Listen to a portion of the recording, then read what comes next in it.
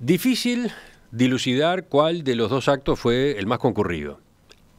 Eso sí, lo que nadie discute es cuán movilizado estuvo este arranque del año. Los autoconvocados del Agro primero, el 23 de enero, y el Frente Amplio este domingo, 4 de febrero, con motivo de su aniversario 47. Es imposible no vincular un acto con el otro, por más que hayan aclarado que el del Agro no era contra el Frente Amplio, ni el del oficialismo contra los autoconvocados. La contraposición quedó.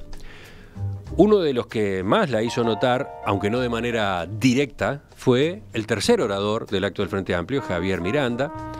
Se refirió a intentos desestabilizadores, criticó a la oposición con dureza, anticipó una victoria en 2019 para el partido de gobierno. Hay unas cuantas preguntas para formular a propósito de lo que fue esta movida. Para eso está con nosotros justamente el doctor Javier Miranda. Doctor Miranda, buen día, gracias por acompañarnos. Buen día, Cotelo, un gusto estar aquí. ¿Consiguió una buena laptop después del domingo? Tengo varias, pero sí, tuvimos un fallo técnico. Se murió la batería, qué curioso. No estaba previsto. 2 veces debió interrumpir el discurso porque la laptop en la que estaba leyendo se le trancó. Y había que tener laptop porque había mucho viento y los papeles se vuelan. Y yo los discursos en general no los improviso y creo que 4 de febrero no era momento para improvisar, había que haber estudiado. Me llamó la atención, sí, que si iba a leer el discurso recurriera a una computadora, que siempre tiene algún riesgo, ¿no? Sí, pero el viento, le tenía más miedo al viento. Pero bueno, en fin, son anécdotas, queda parte del anecdotario de un acto nada más. Desde el punto de vista de la organización, desde el punto de vista de lo que se había planificado, ¿qué relación tenía este acto del domingo con las manifestaciones del Agro del mes de enero? A ver, de ninguna manera pretendíamos ni pretendemos que el acto del cumpleaños del Frente fuera una contestación al 23 de enero. Y lo dijimos expresamente. Pero, entre otras cosas, pero ustedes hicieron una observación especial a la militancia para que concurriera a Piriápolis. Pero por supuesto, porque entendimos que valía la pena reafirmar. A ver, nosotros festejamos el cumpleaños del Frente Amplio todos los años, o sea, cada 5 de febrero el Frente Amplio hace un acto. Pero esta vez tuvo una connotación especial. En el contexto político en que se vivía, donde había, sin duda, una contestación muy fuerte a las políticas del gobierno, pero no solo por la movilización del 23 de enero, sino por el contexto político que se generó, era natural que hubiera una mayor movilización, y de hecho la hubo, ¿no? Entonces, así, ¿cómo lo concebían? ¿Qué era ese acto? Era un acto de festejo de cumpleaños del Frente Amplio, donde el Frente Amplio fijaba una vez más su línea, festejaba su cumpleaños, fijaba una vez más su línea y reafirmaba su apoyo a las políticas que venimos llevando adelante. Pero, por ejemplo, un detalle llamativo fue que desde el Frente Amplio se apropiaron del hashtag, de la etiqueta de Twitter, esa Focapalusa, ¿no? Claro.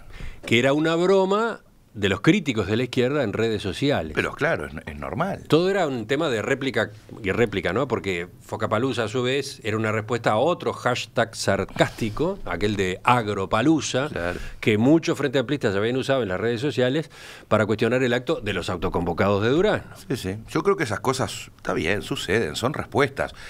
No podíamos dejar. Se nos acusa de focas, ¿qué quiere decir? Las focas no aplauden en realidad, los que aplauden son los lobos, pero no importa. Se nos acusa de focas porque vamos y aplaudimos. ¿Qué hacemos? Lo tomamos en tono de broma y nos autodenominamos focas y focapalusa, y ya está. No pasa de ser un juego de comunicación. Creo que no da para mucho más que eso. No, pero no era la reacción obvia, ¿no? La de tomarlo. La de asumirlo. Claro. Usted mismo en el discurso claro, le pidió a la gente, claro, llamó a la gente focas claro, palusas, aplaudan, no sé qué. Entonces, claro, porque eso descoloca a aquellos que nos venían atacando. Es un recurso de comunicación y de convocatoria. Sobre este aspecto, unas semanas atrás, acá en Perspectiva, entrevistamos a Diego Barcia, que es especialista en redes sociales. En ese caso hablamos con él sobre lo que había ocurrido en redes en torno a la movida del 23 de enero. Pero ayer de tarde lo consultamos de nuevo justamente sobre esto que había pasado en Piriápolis.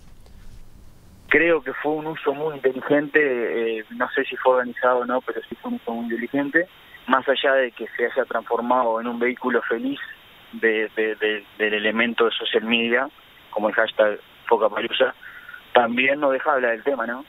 No deja de hablar del tema de esa rivalidad que hay en qué lugar había menos gente, por ejemplo, o quién trucaba más las fotos, o quién hacía referencia a ese evento sin manejar los ejes de la comunicación del evento, tanto para el Agropalooza como el Focapalooza, ¿no? De hecho, nosotros ahora en esta conversación lo estamos mencionando así y no deja de ser el acto del Agro y el acto del Frente Amplio, ¿no?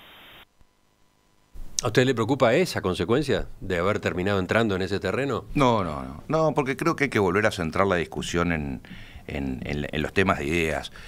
Son recursos de comunicación, son recursos de convocatoria. Pero una parte del debate quedó en ese terreno, bueno, en el de Focapalooza. Está bien, pero yo creo que ahí es donde hay que centrarlo. Eso, insisto, creo que son juegos de comunicación que se hacen en la sociedad, en una sociedad que está comunicada por redes. Yo no soy el más activo en las redes, y sin embargo esto de Focapalooza, Agropalooza, que se yo, me llegó, y hay estas batallitas en las redes. Esta es una realidad, y uno utiliza los recursos de sociedad para convocar a la gente, no es más que eso, no hay que darle mucho, creo yo. A ver, yo preferiría discutir más los fondos de los contenidos, pero no se lo digo a usted, en general en la sociedad, quiero decir, me gustaría mucho más discutir los contenidos programáticos e ideológicos que están en los discursos, en las intervenciones, en las movilizaciones y en las propuestas, que estas cuestiones que no son menores. Vivimos en una sociedad de comunicaciones donde el recurso de comunicacional es fundamental, sin duda. Bueno, vayamos a su alocución y a uno de los pasajes que provocó más revuelo, cuando se refirió a la oposición o a las oposiciones. Ahora iremos a ese aspecto, a ese afinamiento. Usted dijo, por ejemplo, frente a las políticas de igualdad, de distribución de derechos que propone y realiza efectivamente el Frente Amplio, la única propuesta de las oposiciones es el no, que nada propone y solo busca obstaculizar. No es la primera vez que usted hace un planteo así. ¿Por qué insiste en esto de que del otro lado no hay propuestas cuando ya le han contestado? Porque en realidad las respuestas que hay, contestaba por ejemplo el senador Bordaberry ayer, creo que era, hemos presentado tantos proyectos de ley. Sí. Hay más de 100 propuestas presentadas a la presidencia y a los ministros. No las pidan si no les van a prestar atención, por favor, escribió Bordaberry en Twitter. Yo creo que no se entiende, en fin, entiendo también la lógica de la dialéctica en la que esto se plantea, que es, ¿cuál es el programa de gobierno? ¿Cuál es el programa de país? No la ley esta, la ley aquella, la ley puntual. No. ¿Qué idea usted tiene de cómo se proyecta el país?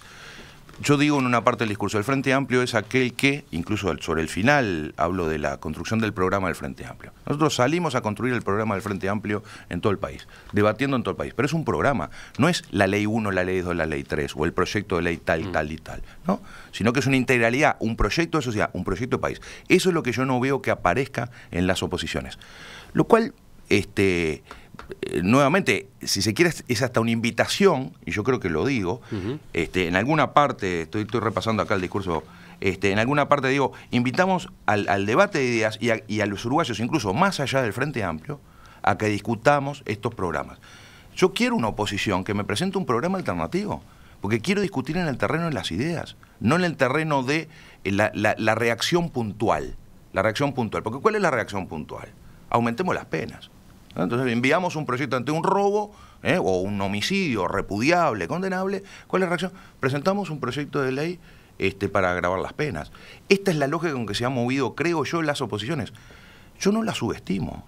Lo que quiero es provocar el debate de ideas en la sociedad. ¿Se entiende? Desafío a ese debate. Otro punto en el que usted se apoyó el día domingo, pero acaba de insistir también, es las oposiciones. Ah, claro. No hay una única oposición, ¿no? Hay variantes entre la oposición. Pero también de esa forma usted busca dividir, busca fomentar la división, busca incentivar la división. Pero si yo tengo una confrontación de ideas, insisto, que es buena, la democracia consiste en buena medida también en la confrontación de modelo país, en confrontación de proyectos de país, ¿sí?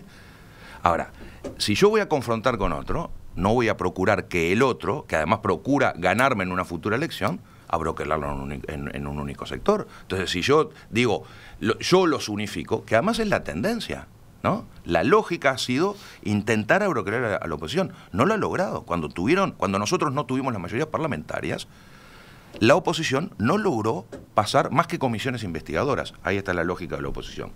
Si usted piensa lo que pasó cuando el famoso affair del voto 50 en la Cámara de Representantes, que tanto se habló, dígame cuántos proyectos de ley lograron llevar adelante la oposición, ahora dicho en singular.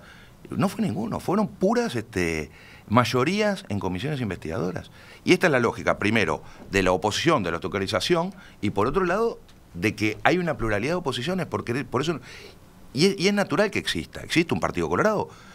El diputado Amado ayer me envió una carta abierta, que me la envió a mi oficina. Sí, ¿no? sí, la tengo acá y de eso quería preguntarle. A ver, él no quedó nada conforme con lo que usted dijo en el discurso. Está bien, yo creo que Amado también aprovechó a contrastar conmigo para posicionarse, lo cual también es legítimo en términos políticos. Yo tengo una excelente relación con el diputado Amado, hemos hablado mucho con el diputado Amado, tengo la mejor opinión en su posicionamiento político y efectivamente ha sido uno de los legisladores que ha colaborado cuando ha entendido que correspondía en proyectos de ley. Sí, no Amado, se ha Amado opuesto está en forma molesto. sistemática. Él resalta el hecho de que usted haya introducido ese matiz de las varias oposiciones, pero cuestiona que luego haya vuelto a englobar a la oposición endilgándonos la falta de proyecto o, lo que es peor, enunciando cuál es el proyecto de la oposición según su visión. Amado sostiene: mi práctica es de oposición constructiva, y yo coincido. Algo que dice tanto usted como el propio presidente Tabaré Vázquez saben. Absolutamente, lo sabemos y lo compartimos. Ahora, cuando uno hace un discurso público, no le habla a cada uno, hace el corte grueso, ¿no? Entonces yo lo que tenía ahí es, si usted ve ese ejemplo que yo pongo un ejemplo clarísimo. Nos proponen que bajemos el costo del Estado a través de la no incorporación de los jubilados al Sistema Nacional Integrado de Salud. Eso fue una propuesta de la principal asesora del senador Lacalle Pou el año pasado o el otro, con respecto al FONASA. ¿Por qué? Porque es deficitario el sistema de salud. Evidentemente, eso no corresponde a Amado, porque Amado apoya el Sistema Nacional Integrado de Salud y no tengo duda de que ha hecho esfuerzo. Ahora, cuando uno hace un discurso, hace el discurso grueso. ¿Dónde tengo yo el principal interlocutor en la discusión política de hoy? Hablando del Sistema Nacional Integrado de Salud, dice Amado: Miranda indicó que la oposición no quiere un sistema integrado de salud. Se equivoca. Nosotros queremos mantener y mejorar el sistema. Amado. Sí. Amado, sí. Amado quiere eso. Lo que no queremos es tener una dirección de ACE salpicada por la corrupción y moviéndose con total falta de transparencia, desbordando soberbia y a la que le cuesta rendir cuentas. Eso también es una generalización de parte del diputado. También agrega que no quiere que los recursos de ACE se destinen a enriquecer a empresarios amigos. Estamos totalmente de acuerdo, yo coincido totalmente con eso. Ahora, yo no quiero entrar en una polémica vis a vis Amado, que además no es precisamente el principal contendor que tiene el Frente Amplio en la discusión política hoy. Sin perjuicio, que yo insisto, yo creo que es un actor político relevante con el que hemos mantenido diálogo y con el que seguramente sigamos dialogando, ¿sí? Yo creo que acá hay también una jugada del diputado Amado legítima, que es posicionarse políticamente en un discurso. En todo caso, me parece bastante más inteligente que otros actores, ¿no? Vayamos a otro pasaje revulsivo que tuvo su alocución del domingo. ¿Tan revulsivo le parece? Sí, hubo frases, Mire sí. usted. Y por ejemplo esta: debemos estar alertas frente a los que pudieran verse tentados, y no estamos libres de las aventuras desestabilizadoras de la institucionalidad política. Sin miedo, con firmeza, debemos responder con responsabilidad a esos trasnochados, con más democracia, con más política. Totalmente. Bueno, esto, dicho en el contexto de las movilizaciones de los autoconvocados, dio pie a interpretaciones distintas. Por eso ayer llamamos a Marcelo Nogué, uno de los voceros de ese movimiento, señalaba esto. En el caso de Miranda, me parece que si se hace esa referencia, lo que debería hacer por el cargo que ocupa en una fuerza política, debería dar nombre y apellido, ¿no? Para decir quiénes son los que están desestabilizando, inclusive para que el propio movimiento esté en alerta y los pueda ir sacando. Hacer una acusación de ese tipo genérico me parece que no conduce a nada y no corresponde. ¿Usted tiene nombre y apellido, Pero, como pide Nogué? A ver, lo que acaba de decir Nogué es exactamente lo que dijo el presidente, creo que se llama, del honorable director del Partido Nacional. Exactamente. Las mismas palabras. ¿No? Y creo que lo dijo el senador García también. El mismo día que estamos celebrando el acto, vandalizaron el comité de base de la Floresta. ¿Sí? Y en forma muy violenta, ¿no? Con escritos Astor y palabras irrepetibles, etc. ¿Hay trasnochados? Sí, claro que los hay. ¿Yo estoy diciendo que el movimiento de autoconvocados es un movimiento violento, desestabilizador? De ninguna manera. Lo que digo es que hay algunos trasnochados y que tenemos que estar alerta frente a esos trasnochados. Hubo un WhatsApp, una de estas peliculitas que salen en el WhatsApp, donde agarraban un cordero, lo castraban, lo capaban, ¿sí? Y decían, venía Astori, venía Astori. Bueno, eso fue aumentar la violencia. ¿Esa es la actitud del Partido Nacional? De ninguna manera. ¿Esa es la actitud del Partido Colorado? De ninguna manera. ¿Esa es la actitud de los autoconvocados? De ninguna manera. Ahora, hay trasnochado, ¿no? Pero ¿y por qué subrayaba usted recién que la pregunta que recién hacía Nogué es la misma que hizo el presidente del directorio del Partido Nacional, la misma que hizo Javier García? Porque creo que se está manipulando, creo que lo que se está intentando, justamente lo que creo que es cómo empiezan a jugar los actores políticos la movida política. Mire, esto no debe ser, y no es la intención mía ni del Frente Amplio, un contraste entre el Frente Amplio y los autoconvocados. Nosotros discutimos en términos de partidos. El Frente Amplio es un partido político, es una fuerza política. Su interlocutor de debate son los otros partidos políticos y en los proyectos de país. Desde luego tomamos nota de la realidad, el movimiento social incontestable, insoslayable, que se reunió el 23 de enero, uno lo tiene que escuchar, no lo puede subestimar, hay reivindicaciones que son legítimas, hay reivindicaciones que no son compartibles, pero la discusión en el terreno político es en el terreno político, ¿sí? Entonces, ¿qué pasa? Acá lo que hay también es los intentos de jugar en el terreno político a través de las movilizaciones. Eso también está dentro de las reglas de juego, ¿sí? Pero yo no voy a contestarle al movimiento de autoconvocados de ninguna manera. Creo que no, además. Pero entonces, insisto, ¿quiénes son los desestabilizadores? Pero estos tarados que pintan los comités de base, bueno, estos imbéciles que en el WhatsApp ponen estas cosas. Ahí está. Los que dicen, tenemos que llamar a los muchachos. Pero es una alerta. Pero ahí quizás usted está... abriendo el paraguas. No, digo, ahí quizás usted se está deteniendo en personas, en locos sueltos, ¿no? Sí, claro, que no quiero que crezcan y que se conviertan en ley, por eso genera la advertencia. Sí, pero usted hizo un planteo un poco más general. Usted dijo, en países del subcontinente han avanzado los nuevos restauradores del orden injusto, sin miramientos al orden democrático. En Honduras, en Paraguay, en Brasil, entre otros, se han alzado contra la democracia y contra el pueblo, derrocando gobernantes electos para restaurar modelos económicos de desregulación laboral y de recuperación de los privilegios, y no pararon frente a las instituciones. Eso también nos desafía a todos los uruguayos. Y fue después de todo esto que dijo, debemos estar alerta frente a los que pudieran verse tentados de las aventuras desestabilizadoras. Sí. Pero a donde voy es a que usted parece aludir a algo un poco más organizado, un poco más global. No. Yo acá estoy abriendo el paraguas porque, a ver, yo no creo en brujas, pero que las hay. Yo no quiero caer en el maniqueísmo de decir, aquí viene lo mismo que sucedió en Brasil, lo que sucedió en Paraguay. No, lo que quiero es alertar. A ver, lo que quiero es alertar. De vuelta a la precisión. Según la crónica del País, en la reunión de la Agrupación Nacional de Gobierno, bueno, ese mismo domingo, el País no es el órgano Juan más Castillo, fiel, ¿no? Juan Castillo, secretario general del Partido Comunista, habló de esto mismo y dijo, ahora vienen por nosotros. Ese es el posicionamiento del Partido Comunista. Hay un desafío de las clases dominantes, dijo. Ese es un posicionamiento del Partido Comunista que deberán consultarlo a Juan Castillo y está bien. Yo lo que digo es, atenti. La pregunta es, ¿se está hablando de las clases dominantes? Yo no hablé de las clases dominantes, dije, acá hay, y estoy convencido que por ahora, ¿sí? Y quiero que no sea más que eso, hay una serie, y lo digo en términos casi burdos, de tarados, ¿sí? Que creen que con la polarización y con las medidas estas como la que le digo del Comité de la Floresta, generan un clima de inestabilidad que creo que es muy malo para la política. Por eso yo digo, pero incluso digo, eso también nos desafía a todos los uruguayos, no nos desafía al Frente Amplio.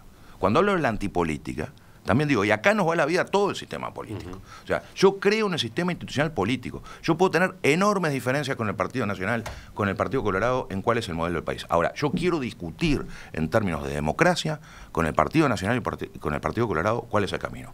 No quiero los atajos, ¿sí? Que algunos han intentado. Pero es que no es una historia nueva.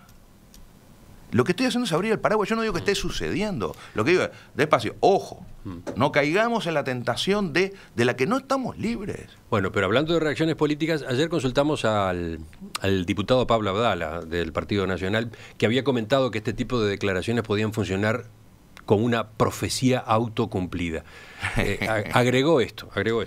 Y de pronto no hay desestabilización alguna, pero de tanto hablar de ella y de tanto denunciarla, quien en todo caso se supone que es víctima de la desestabilización termina siendo quien finalmente la genera o la protagoniza.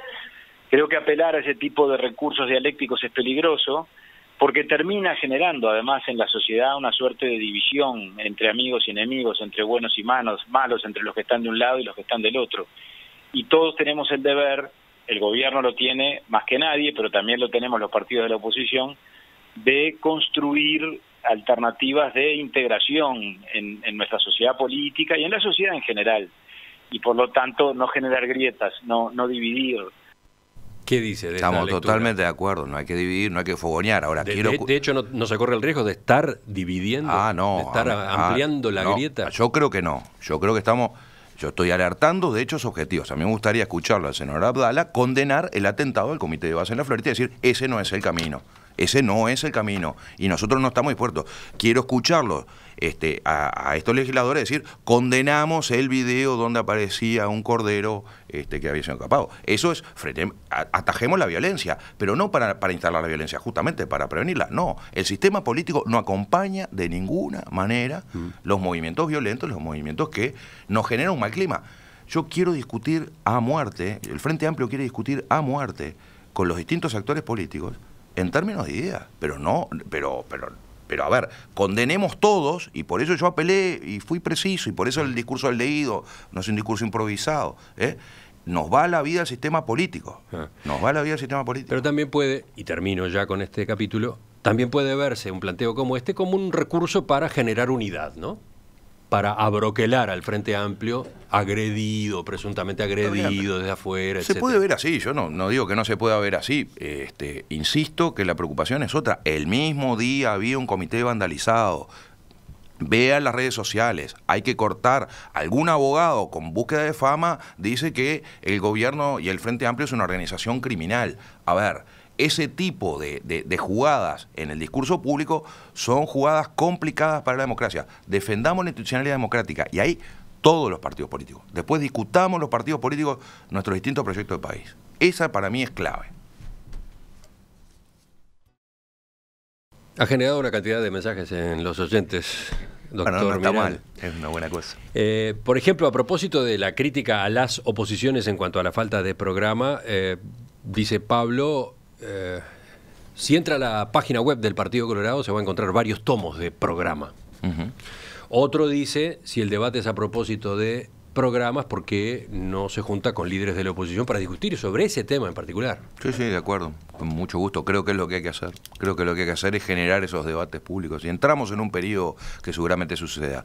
Lo que yo digo es nosotros construimos nuestro programa en base al debate de la sociedad. En el año 2018 nosotros vamos a un congreso el 1 de diciembre, que es el congreso programático, ¿sí?, donde se sanciona el programa del Frente Amplio, y ese programa se construye discutiéndolo en todo el territorio, en nuestro comité de base, en nuestros comités funcionales, discutiendo, recogiendo las ideas, haciendo síntesis y volviendo a dar la discusión. Yo creo que somos el único partido que construye el programa así.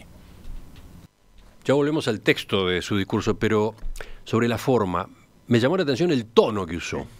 Si bien estaba leyendo, usted recién lo recalcaba, había escrito con mucho cuidado usted mismo ese texto, en consulta dentro del Frente Amplio, pero lo había escrito, lo planteó, lo dijo con un estilo parecido al de una arenga. Era una especie de Javier Miranda recargado. Reloaded. Sí, diferente al que estamos acostumbrados a escuchar, por ejemplo, en entrevistas, etcétera. ¿Qué pasó? Es cierto, yo soy un tipo muy cauto, muy razonable en las conversaciones. Ahora, si me ven dar clase en facultad, pregúntenle a mis estudiantes.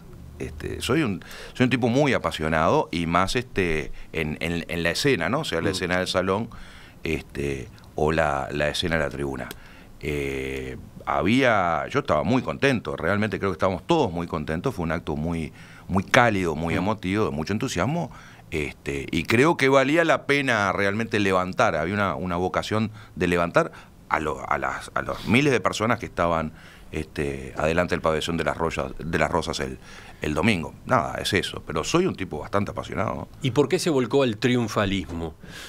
¿Era necesario jactarse de que el Frente Amplio va a ganar la próxima elección y que va a gobernar por cuarta vez? No, yo dije, claro, pero porque hay que alentar a la gente. Vamos por un cuarto gobierno, queremos ganar el cuarto gobierno y hay que, en un pasaje digo, pusimos cuarta y echamos a andar.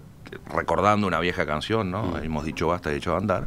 Y ahí me reconciliaba además con la tradición de los 70, del Frente Amplio Fundacional, pero sí, vamos a un cuarto gobierno y creemos que tenemos una altísima chance de ganarlo y hay que entusiasmar a la gente para esa movilización. Ahora, se decía en la mesa del lunes acá que la gente respalde un gobierno, por ejemplo, que lo confirme al Frente Amplio otra vez en las urnas, no limpia errores que se pueda haber cometido y que requieren rectificaciones.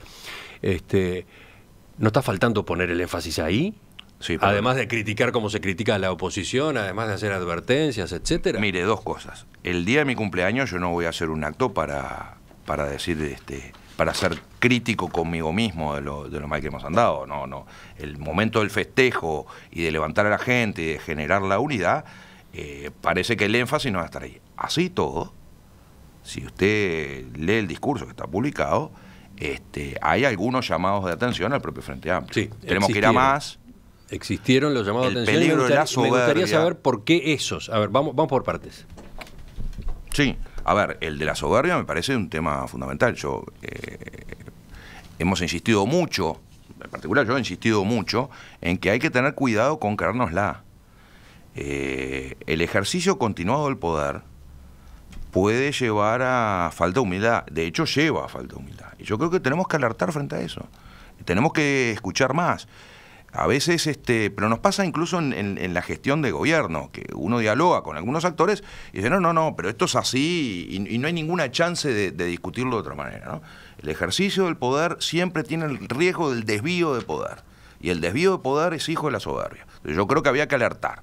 Eso es un llamado a la humildad. Y un llamado a la humildad en la política en general. Y en particular en la política que ejerce el gobierno, sin duda. Llamado a la cultura del trabajo. Sí, antes dijo conducir el poder con humildad, escuchando, razonando, analizando, con las orejas bien abiertas y la razón despierta. Ahora mismo, ¿no le pasó algo de eso al gobierno? En el primer manejo que hizo de los planteos de las gremiales del agro, pateó la pelota para adelante, habían pedido una reunión, la tiraron para febrero. Hubo que corregir cuando la cosa empezó a caldearse, cuando vino la movilización. Puede ser. No tengo tan claro que se haya pateado para adelante, pero puede ser. En todo caso, a mí me parece que el gobierno reaccionó bien. O sea, en la situación reaccionó bien. Llama inmediatamente al diálogo, constituye mesa de trabajo, hablemos sector por sector. No me doy cuenta si en realidad la pateó para adelante, pero en todo caso creo que si así fue, rectificó, y eso es lo que hay que hacer. Bueno, sigamos con las otras autocríticas o las otras advertencias hacia adentro. Hay otra advertencia muy fuerte, bueno, en el terreno ético, por supuesto. Yo creo que aquí hay un desafío mayor para todo el sistema político. El discurso tiene una columna vertebral muy fuerte en la reivindicación de la política como forma de organización de la sociedad. ¿Por qué? Y esto lo hablamos incluso el año pasado. Yo el año pasado insistí mucho con un libro que estaba leyendo, La contrademocracia de Rosenbaum, pero realmente me tiene muy preocupado, ¿no? Yo creo que la sociedad contemporánea está haciendo algunos procesos de antipolítica que son, creo que son muy riesgosos. Creo que no hemos encontrado otra forma de organización de la sociedad que no sea a través de la política. Creo que la política es la forma de organización de la sociedad. Entonces, esa apelación facilonga al que se vayan todos, los políticos son todos iguales, son todos una manga de corruptos, me parece que es un discurso peligrosísimo. Ahora, la política también, y los políticos también, nos tenemos que poner en balde para defender la política, y defenderla no con palabras, sino con hechos. Entonces, las desviaciones éticas es una de las principales causas de horadación de la credibilidad de la población en la política, de la credibilidad de la población en el sistema democrático. Y ahí hay que ser duro. El Frente Amplio ha tenido sus buenos sacudones en esa materia. Pero fíjese lo que yo digo. Ninguna desviación ética, intransigentes en las desviaciones éticas, y con las garantías del debido proceso, no es en balde, ese vacío, y con las garantías del debido proceso, juzgar y sancionar a los responsables de las violaciones. Nadie está libre de esto, nadie, ni el Frente Amplio, ni ningún partido, ni ninguna organización, porque las organizaciones privadas también entran a corrupción. ¿Sí? Odebrecht no era un agente público. Cultura del trabajo, también puso ese punto en ese capítulo de llamados hacia adentro. Ahí yo quiero... ¿Se acuerda un 1 de mayo, un discurso de Richard Reed que impactó mucho? Cuando Richard Reed dice, está bien, pero también nosotros, los trabajadores, tenemos responsabilidad, tenemos que ser los mejores trabajando. No me acuerdo exactamente cómo dijo Richard Reed, y fue un cimbronazo. Y después el actual ministro de Trabajo, Ernesto Murro, ha utilizado mucho esta expresión cultura de trabajo y creo que el presidente la retomó. Incluso pongo algunos ejemplos. Pongo uno en particular que es indignante, el de las certificaciones para faltar, las certificaciones médicas. O sea, me genero, me invento una dolencia para no ir a trabajar y además consigo un médico, y acá está la colusión otra vez, ¿no? Que me certifica y entonces no voy a trabajar. Tenemos un problema de absentismo enorme en el trabajo, tanto en la esfera pública, es muy grande y es preocupante, y también en la esfera privada. Bueno, pero eso justamente es más, en todo caso, para un acto del PIT-CNT o de un gremio, no de un partido político. No, porque es una cultura de la sociedad. ¿A quiénes les estaba hablando usted? ¿Les les estaba hablando a los jerarcas del Frente Amplio en cargo del gobierno? No, a los jerarcas del Frente Amplio no. Le estoy hablando le estoy hablando a todos los trabajadores, a todas las personas, a todos los que somos trabajadores, porque esta es la otra. Hablan los trabajadores como si otros fueran los trabajadores, y en realidad la gran mayoría somos trabajadores, ¿no? De una conducción ética. Ahora, yo creo que una seña de la izquierda, que no es patrimonio exclusivo de la izquierda, pero creo que una de las señas de la izquierda debe ser la conducción ética. Y entonces, yo como mi posicionamiento político, como mi filosofía política, no puedo trampear tampoco en estas cuestiones. Y aflojado. Ético. Y aflojado.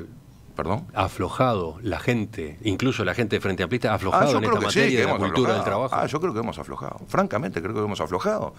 Sí, creo que sí. Básicamente estos fueron los mensajes hacia adentro, ¿no? Los llamados, las advertencias. Pero ¿no faltaron otros? Emiliano. Por ejemplo, ¿no? Digo, porque... Estoy festejando un cumpleaños, ¿no? Sí, está bien. Déjeme poner tres notas, eso, los equilibrios dentro de un discurso. Pero usted fue muy crítico, por ejemplo, con las oposiciones. Sí. Y el gobierno, por ejemplo, educación. Sí. Está culminando dentro de poco el tercer gobierno del Frente Amplio. Hay un debe grande ahí. Hay un debe importante. No faltó ese tema. O errores, entre comillas, en la gestión, como los de ANCAP, que terminaron en las pérdidas que terminaron. ¿Esos temas no faltaron el domingo? Yo creo que no faltaron, yo creo que son temas que están en el debate, que hay que seguir debatiéndolos y que no entraban en un discurso que tiene una determinada extensión, que tiene determinados equilibrios y que no era la instancia de ser autocríticos. Ahora, yo insisto, ¿cómo se lee? Pero hubiera sido bueno que estuvieran para que el discurso fuera más equilibrado, justamente, ¿no? Bueno, está bien. Usted piensa eso y es legítimo que usted lo piense. Este es el discurso. Y en todo caso lo que habilita es este tipo de conversaciones.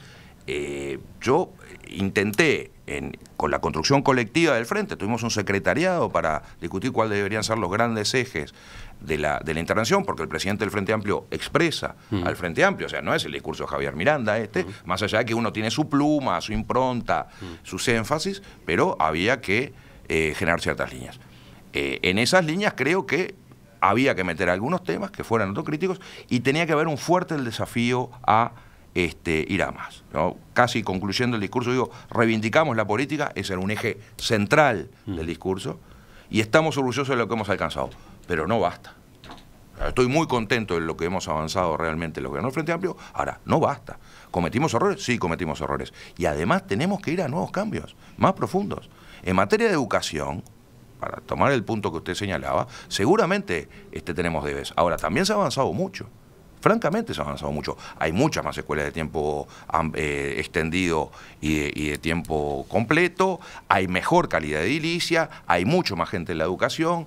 Yo lo señalo en el discurso, por primera vez en muchas familias hay una primera generación de estudiantes universitarios, cuando en este país era impensable que algunos actores familiares llegaran a la enseñanza universitaria. ¿Falta? Por supuesto que falta. Mucho y falta mucho. Por ejemplo, falta que el Estado sea más eficiente. Sí. Porque aparece la discusión a propósito del gasto público y usted contestó a los reclamos, a los reclamos más, ¿cómo decirlo?, radicales de bajen el costo del Estado. Sí, pero, no son los más radicales, son los más habituales, y no de hoy. Pero este es un cuento viejo. Pero no hay un problema con el nivel que ha alcanzado el gasto y sobre todo el déficit público, sí, claro, que implica que cada año se agranda la deuda, etcétera, etcétera. Sí. Es decir, ¿no falta un Estado más inteligente? ¿No falta que se cumpla aquella reforma del Estado de la que se viene hablando desde hace tantos años? Yo creo que sin duda hay que hacer un Estado más eficiente. Sin duda el tema del déficit fiscal es un problema serio. Yo lo señalo en el discurso cuando hablo de los equilibrios, ¿sí? Y hablo de los equilibrios económicos. Ahora, aquí sí hay una diferencia de concepción fundamental de la función de la economía, que es ¿para qué generar la riqueza? Y la riqueza se genera para las políticas sociales, dicho muy groseramente. La riqueza se genera para financiar la satisfacción de los derechos de las personas, porque el fin del Estado no es enriquecerse. El fin del Estado es posibilitar que la población acceda a los derechos fundamentales, a la salud, a la educación, a la vivienda, ¿sí? Esa es la finalidad. El Estado no es una empresa para enriquecerse. Pero le menciono un ejemplo así, de una discusión que es enorme, ¿no?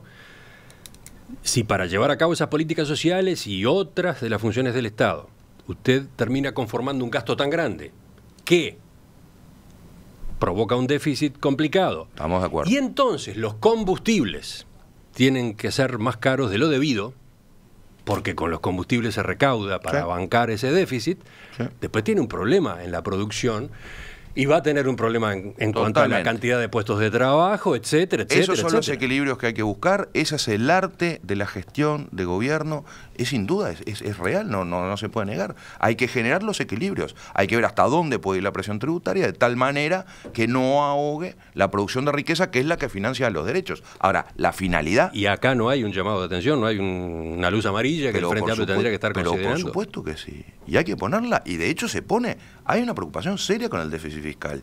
Ahora, tengo algunos problemas estructurales con el déficit fiscal, por señalarlo. Seguramente en seguridad social, ¿no? Es uno de los temas claves. Mire Europa, mire lo que fue el enorme desarrollo de la socialdemocracia europea de la posguerra y la crisis en que entra, que tiene un montón de factores, pero no hay duda que uno de los factores que incide en el estado de bienestar europeo de la socialdemocracia europea es justamente la seguridad social. Y tengo un problema serio. Hoy mismo, hasta la noticia en el diario, 550 millones de dólares, no 600, 800 millones de dólares para capitalizar una empresa del Estado, sino que año a año, 550 millones, y tal vez lleguemos a 700, de una caja paraestatal.